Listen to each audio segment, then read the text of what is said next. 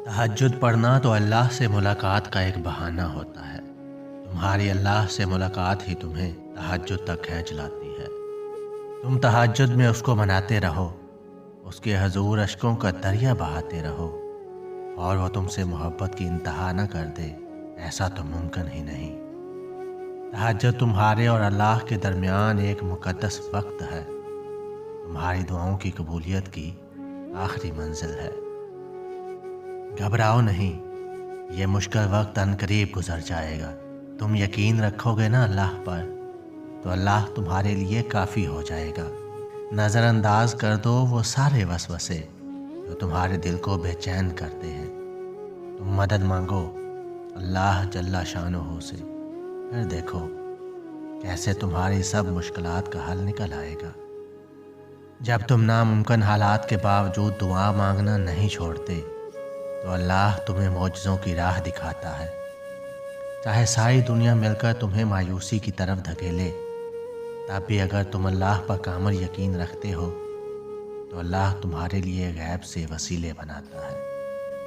जल्द ही वो दिन भी आएगा जब तुम्हारी सारी दुआओं को हकीकत बनाकर तुम्हारे सामने खड़ा कर दिया जाएगा, और उन्हें देखकर तुम कहोगे, या अल्लाह, मैं तो इन्हें भूल चुका था। और फिर अल्लाह फरमाएगा, पर मैं नहीं भूला।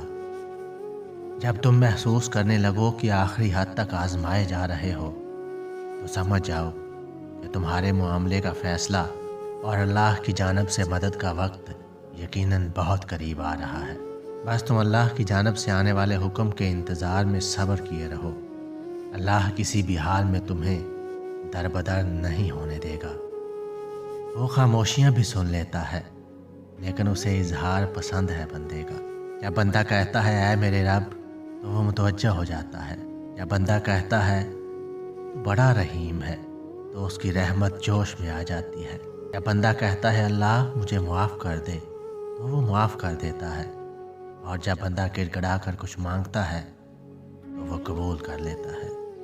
मुझसे होते हैं, खामोशी के ख्वाब सच हो जाते हैं, और टूटे हुए दिल बिल्कुल नए हो जाते हैं। और ये सिर्फ नमाज, दुआ और अल्लाह की मोहब्बत कर सकती है। अल्लाह तुम्हें तहज्जुद तक ले आया है, इसका मतलब ये है कि अल्लाह तुमसे राज़ी है।